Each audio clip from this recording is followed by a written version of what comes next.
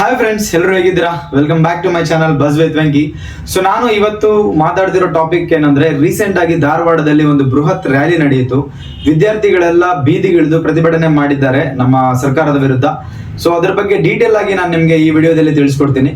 So ಅದಕ್ಕೂ ಮುಂಚೆ ನನ್ನ ಚಾನಲ್ ನೀವೇನು ಸಬ್ಸ್ಕ್ರೈಬ್ ಮಾಡಿಲ್ಲ ಅಂದ್ರೆ ದಯವಿಟ್ಟು ಸಬ್ಸ್ಕ್ರೈಬ್ ಮಾಡ್ಕೊಳ್ಳಿ ಅಂಡ್ ಸಪೋರ್ಟ್ ಮಾಡಿ. ನಿಮ್ ಸಪೋರ್ಟ್ ತುಂಬಾ ಇಂಪಾರ್ಟೆಂಟ್ ನನಗೆ.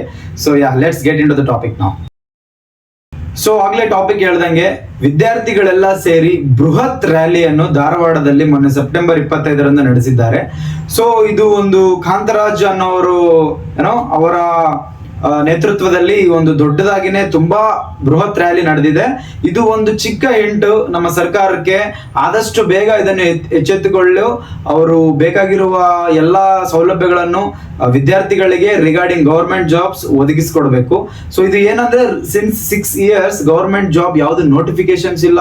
ವಿದ್ಯಾರ್ಥಿಗಳು ಅವರು ಓದ್ತಾ ಇದ್ದಾರೆ ಕಾಯ್ತಾ ಇದ್ದಾರೆ ಹೊರತು, ಬಟ್ ಸರ್ಕಾರದಿಂದ ಒಂದು ನೋಟಿಫಿಕೇಶನ್ ಇಲ್ಲ, ಜಾಬ್ ಅಪ್ಲಿಕೇಶನ್ ಮಾಡೋಕೆ ಯಾವ್ದು ವ್ಯವಸ್ಥೆ ಇಲ್ಲ. ಜಸ್ಟ್ ವಿದ್ಯಾರ್ಥಿಗಳು ಎಲ್ಲವನ್ನು ಬಿಟ್ಟು, ಮನೆ ಬಿಟ್ಟು ಮನೆಯವ್ರ ಹತ್ರ ದುಡ್ಡು ಇಸ್ಕೊಂಡು ಡಿಪೆಂಡೆಂಟ್ ಆಗಿ ಅವ್ರು ಓದ್ತಾ ಇರ್ತಾರೆ. ಹಾಸ್ಟೆಲ್ ಅಲ್ಲೋ ಮನೆಯಲ್ಲೋ ಇನ್ನೊಂದ್ ಕಡೆ ಕೆಲಸ ಮಾಡದೆ ಅವ್ರಿಗೆಲ್ಲರೂ ಏನಕ್ಕೆ ಕಾಯ್ತಾ ಇರ್ತಾರೆ. ಕೆಲವ್ರಿಗೆ ಏಮ್ ಇರುತ್ತೆ, ಗೋಲ್ ಇರುತ್ತೆ, ನಾವು ಗೌರ್ಮೆಂಟ್ ಜಾಬ್ ತಗೊಳ್ಳೇಬೇಕು ಅಂತ.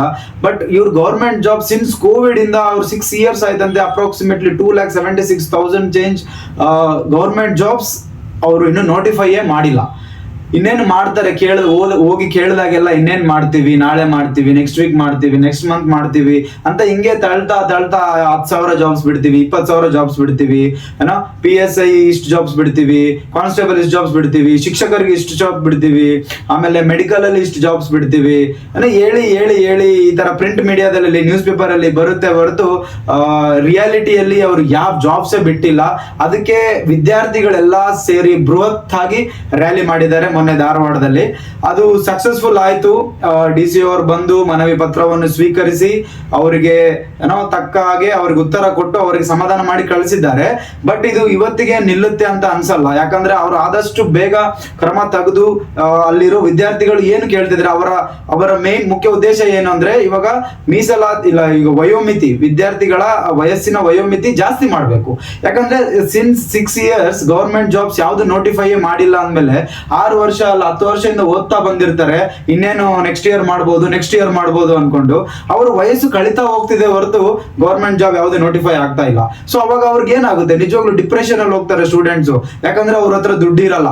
ಗವರ್ಮೆಂಟ್ ಜಾಬ್ ನ ನಂಬ್ಕೊಂಡು ಗವರ್ಮೆಂಟ್ ಜಾಬ್ ಪಡಿಲೇಬೇಕು ಅನ್ಕೊಂಡು ಅವರು ಕಾಯ್ತಾ ಇರ್ತಾರೆ.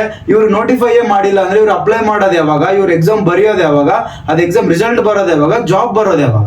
ಸೊ ಈ ತರ ಪ್ರಾಸೆಸ್ ದೊಡ್ಡದಾಗಿದೆ. ಅದರಲ್ಲಿ ಇವ್ರು ಜಾಬ್ ನೋಟಿಫಿಕೇಶನ್ ಬಿಡದೆ, ಜಾಬ್ಸ್ ಖಾಲಿ ಇದೆ, ನಮ್ಮ ಹತ್ರ ಜಾಬ್ಸ್ ಖಾಲಿ ಇದೆ, ನಾವು ಇನ್ನೇನು ನೋಟಿಫೈ ಮಾಡ್ತೀವಿ ನಿಮ್ಗೆ ಅಂತ ಹೇಳಿ ಅವರು ಮಾಡ್ತಾನೆ ಇಲ್ಲ.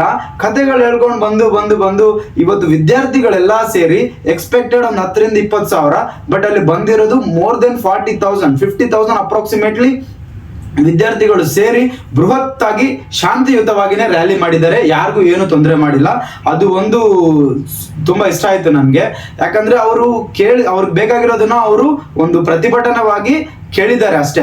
ಅದನ್ನ DC ಅವರು ಒಪ್ಕೊಂಡಿದ್ದಾರೆ, ಮನವಿ ಪತ್ರವನ್ನು ಸ್ವೀಕರಿಸಿದ್ದಾರೆ. ಬಟ್ ಇಲ್ಲಿ ಅವ್ರು ಹೇಳ್ತಿರೋದು ಏನಂದ್ರೆ, ಇನ್ನೊಂದು ಪಾಯಿಂಟ್ ಏನಂದ್ರೆ, ರೆವೆನ್ಯೂ ಕಡೆಯಿಂದ ನಮ್ಗೆ ಅಪ್ರೂವಲ್ ಆಗಿಲ್ಲ ಅಂತೆ. ರೆವೆನ್ಯೂ ಕಡೆಯಿಂದ ಏನಕ್ಕೆ ಅಪ್ರೂವ್ ಆಗಿಲ್ಲ? ಇವಾಗ 2 ಲಕ್ಷ ಜನನ ತಗೊಂಡಿದ್ದಾರೆ ಅನ್ಕೊಳ್ಳಿ. 2 ಲಕ್ಷ ಜನ ಗೌರ್ಮೆಂಟ್ ಜಾಬ್ಸ್ಗೆ 2 ಲಕ್ಷ ಜನರಿಗೆ ಸ್ಯಾಲ್ರಿ ಕೊಡಬೇಕು. ಸ್ಯಾಲ್ರಿ ಕೊಡ್ಬೇಕಂದ್ರೆ ಗೌರ್ಮೆಂಟ್ ಅಲ್ಲಿ ದುಡ್ಡು ಇರ್ಬೇಕಲ್ವಾ? ಸೊ ದುಡ್ಡಿನ ಕೊರತೆನೂ ಇದೆ ನಮ್ಮ ಗೌರ್ಮೆಂಟ್ ಅಲ್ಲಿ. ಸೊ ಅದು ಒಂದು ರೀಸನ್ ಇರ್ಬೋದು ಗೌರ್ಮೆಂಟ್ ಜಾಬ್ ನೋಟಿಫಿಕೇಶನ್ ಆಗದೆ ಇರೋಕೆ. ಸೊ ಈ ತರ ಬೇಜಾನ್ ಕಾರಣಗಳಿದಾವೆ. ಇದನ್ನ ಸರ್ಕಾರವು ತುಂಬಾ ಸೀರಿಯಸ್ ಆಗಿ ಪರಿಗಣಿಸಿ ಆ ವಿದ್ಯಾರ್ಥಿಗಳ ಬೇಡಿಕೆಯನ್ನು ಈಡೇರಿಸಲೇಬೇಕು. ಯಾಕಂದ್ರೆ ವಯಸ್ಸು ಹೋದ್ರೆ ವಯಸ್ಸು ಬರಲ್ಲ. ಈಗ 30 ವಯಸ್ಸುವರೆಗೂ ಮಾತ್ರ ನೀವು ಅಪ್ಲಿಕೇಬಲ್ ಆಗಿರ್ತೀರಿ. ಬಟ್ ನೀವು ಲಾಸ್ಟ್ 3 years 4 years 6 years ಇಂದ ಒಂದು ನೋಟಿಫಿಕೇಶನ್ ಬಿಟ್ಟಿಲ್ಲ ಅಂದ್ರೆ ಆ ಜನರು ಏನ್ ಮಾಡ್ತಾರೆ, ಆ ವಿದ್ಯಾರ್ಥಿಗಳು ಏನ್ ಮಾಡ್ತಾರೆ ಅಲ್ವಾ? ಒಂದು ನಂಬಿಕೆ ಇಟ್ಟು ಓದ್ತಾ ಇರ್ತಾರೆ ಅವರು. ಆ ನಂಬಿಕೆನ ಇವಾಗ ಉಳಿಸ್ಕೊಳ್ಳೋದು ಸರ್ಕಾರದ ಒಂದು ಜವಾಬ್ದಾರಿ. ಅದು ಅವ್ರನ್ನ ಮಾಡ್ಲೇಬೇಕು. ಸೊ ಇದು ವಿದ್ಯಾರ್ಥಿಗಳಿಗೆ ಸಂಬಂಧಪಟ್ಟಂಗೆ, ವಿದ್ಯಾರ್ಥಿಗಳು ನಮ್ಮ ಮುಂದಿನ ಭವಿಷ್ಯತನ್ನು ನಿರ್ಮಿಸುವವರು.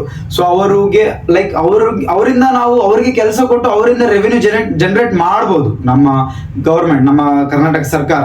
ಸೊ ರೆವಿನ್ಯೂ ಡಿಪಾರ್ಟ್ಮೆಂಟ್ ಅಲ್ಲಿ ಜನ ಕಡಿಮೆ ಇದ್ರೆ ಅವರಿಗೆ ಅಲ್ಲಿ ಒಳ್ಳೆ ಅಭ್ಯರ್ಥಿಗಳನ್ನಲ್ಲಿ ಹಾಗೆ ಅವರಿಂದ ಜನರೇಟ್ ಮಾಡ್ಕೋಬಹುದು. ಸೊ ಅವ್ರನ್ನ ಯೂಸ್ ಮಾಡಿ ನೀವು ಇನ್ನ ದುಡ್ಡು ಮಾಡ್ಬೋದು. ಬಟ್ ರೆವಿನ್ಯೂ ಡಿಪಾರ್ಟ್ಮೆಂಟ್ ಇಂದಾನೆ ಅದು ಅಪ್ರೂವ್ ಆಗಿಲ್ಲ, ನಮ್ಗೆ ರೆವಿನ್ಯೂನೇ ಇಲ್ಲ, ಇವಾಗ ವಿದ್ಯಾರ್ಥಿಗಳಿಗೆ ಜಾಬ್ ಕೊಟ್ಟ ಮೇಲೆ ನಮ್ಗೆ ಅವರಿಗೆ ಕೊಡಕ್ಕೆ ಸ್ಯಾಲರಿ ಇಲ್ಲ ಅನ್ನೋದು ತುಂಬಾ ಒಂದು ಏನಂತಾರೆ ದುರದೃಷ್ಟತನ. ಇವತ್ತು ಈ ಸರ್ಕಾರ ಇದರಲ್ಲಿ ನಿಜವಾಗ್ಲೂ ಫೇಲ್ ಆಗಿದೆ. ಸಿನ್ಸ್ 3-4 years or 6 years ಇಂದ ಯಾವ ಜಾಬೇ ಬಿಡ್ತಿಲ್ಲ. ಕೋವಿಡ್ ಒಂದು ರೀಸನ್ ಆಯ್ತು, ಆಮೇಲೆ ಎಲೆಕ್ಷನ್ ಒಂದು ರೀಸನ್ ಆಯ್ತು. ಈ ತರ ನೀವು ನಿಮ್ ರೀಸನ್ ಗಳು ಹೇಳ್ತಾ ಹೋದ್ರೆ ವಿದ್ಯಾರ್ಥಿಗಳು ಹಗಲು ರಾತ್ರಿ ಕೋಚಿಂಗ್ ಅಂತ ಹೇಳಿ ದುಡ್ಡು ಇಸ್ಕೊಂಡು ಅಪ್ಪ ಅಮ್ಮ ಅವರ ಕನಸು ಏನೋ ವಿದ್ಯಾರ್ಥಿಗಳ ಕನಸು ಏನಾಗ್ಬೇಕು ಅನ್ನೋದು ನಿಜವಾಗ್ಲೂ ತುಂಬಾ ಸೀರಿಯಸ್ ಆಗಿ ಸರ್ಕಾರ ಪರಿಗಣಿಸಲೇಬೇಕು. ಇದರಲ್ಲಿ ಬೇರೆ ಮಾತೇ ಇಲ್ಲ. ಆದಷ್ಟು ಬೇಗ ಆ ವಿದ್ಯಾರ್ಥಿಗಳ ಈಡೇರಿಕೆ ಏನಿದೆ, ವಯಸ್ಸಿನ ವಯೋಮಿತಿ ಜಾಸ್ತಿ ಮಾಡ್ಲೇಬೇಕು. ಯಾಕಂದ್ರೆ 3 ವರ್ಷದಿಂದ 6 ವರ್ಷದಿಂದ ಅವ್ರು ಓದ್ತಾನೆ ಇದ್ರೆ ನೀವು ಎಕ್ಸಾಮ್ ಬರೆಯಕ್ಕೆ ಚಾನ್ಸ್ ಕೊಟ್ಟಿಲ್ಲ ಅಂದ್ಮೇಲೆ ಅವರು ಹೆಂಗೆ ಅವ್ರ ವಯಸ್ಸು ಕಡಿಮೆ ಮಾಡ್ಕೊಳಕ್ ಆಗತ್ತಾ? ಒಂದ್ ದಿನ ಹೋದ್ರೆ ಒಂದ್ ದಿನ ಹೋಯ್ತು, ಮತ್ತೆ ಬರಲ್ಲ. ಸೊ ಅದನ್ನ ನೀವು ಪರಿಗಣಿಸಿ ಅದಕ್ಕೆ ಬೇಕಾದಂತ ಹೊಸ ಕಾನೂನು ತರ್ತಿರೋ ಗೊತ್ತಿಲ್ಲ. ಈ ವಿದ್ಯಾರ್ಥಿಗಳಿಗೆ ಮಾತ್ರ ಇದು ಖಂಡಿತವಾಗ್ಲೂ ಜರಗಲೇಬೇಕು. ಸೊ ಇದಕ್ಕೆ ಪ್ರತಿಯೊಬ್ಬರು ಬೆಂಬಲ ಅಂತೂ ಮಾಡ್ಲೇಬೇಕು. ಯಾಕಂದ್ರೆ ಇದು ವಿದ್ಯಾರ್ಥಿಗಳ ಭವಿಷ್ಯತ್ತು. 6 ವರ್ಷ ಅಲ್ಲ, 10 ವರ್ಷ ಅಲ್ಲ, ಎಷ್ಟೋ ವರ್ಷಗಳಿಂದ ಓದ್ತಾ ಇರ್ತಾರೆ. 4 ವರ್ಷ 5 ವರ್ಷಗಳಿಂದೆಲ್ಲ ಓದ್ತಾ ಇರ್ತಾರೆ, ಕೋಚಿಂಗ್ ತಗೊಂತಾ ಇರ್ತಾರೆ, ಪೇರೆಂಟ್ಸ್ ಹತ್ರ ದುಡ್ಡು ಇಸ್ಕೊಂತಾ ಇರ್ತಾರೆ.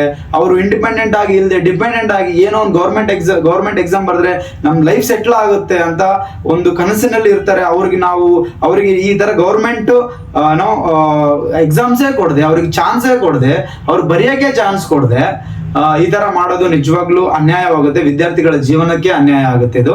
ಸೊ ದಯವಿಟ್ಟು ಈ ಸಮಸ್ಯೆನ ಆಲ್ರೆಡಿ DC ಅವರು ಸ್ವೀಕರಿಸಿದ್ದಾರೆ. ಇದ್ರ ಮೇಲೆ ಅವರು ವರ್ಕ್ ಮಾಡ್ತಾರೆ ಅಂತ ಎಲ್ಲರೂ ನಂಬಿದ್ದಾರೆ. ಅದಕ್ಕೆ ಅವರು ಶಾಂತವಾಗೇ ಇದ್ದಾರೆ. ಆದಷ್ಟು ಬೇಗ ಕ್ರಮ ಕೈಗೊಂಡಿಲ್ಲ ಅಂದ್ರೆ ಏನಾಗುತ್ತೆ ಅನ್ನೋದು ಗೊತ್ತಿಲ್ಲ. ಶಾಂತ ರೀತಿಯಾಗಿರೋ ಪ್ರತಿಭಟನೆ ಆಮೇಲೆ ಬೇರೆ ಏನಾದ್ರೂ ಅದು ಟರ್ನ್ ಆಗ್ಬೋದು, ಹೇಳಕ್ ಆಗಲ್ಲ. ಸೊ ವಿದ್ಯಾರ್ಥಿಗಳ ಅದೇನ್ ಕೋರಿಕೆ ಇದೆಯೋ, ಬೇಡಿಕೆಯೋ, ಅದನ್ನ ಪರಿಗಣಿಸಿ ಅದನ್ನ ಅವ್ರು ಹೇಳಿದಷ್ಟು ಆಗದೆ ಇದ್ರು ಸ್ವಲ್ಪ ಎಲ್ಲರಿಗೂ ನ್ಯಾಯ ಸಿಗೋ ತರ ಮಾಡ್ಬೇಕು ಅಂತ ಗೌರ್ಮೆಂಟ್ ಅಲ್ಲಿ ನನ್ನ ಕಡೆಯಿಂದನೂ ಒಂದು ರಿಕ್ವೆಸ್ಟ್ ಇದೆ. ಸೊ ಗೌರ್ಮೆಂಟ್ ಮಾಡುತ್ತೆ ಅಂತಾನೆ ನಂಬೋಣ. ಸೊ ಗೈಸ್, ಇದು ಇವತ್ತಿನ ಟಾಪಿಕ್.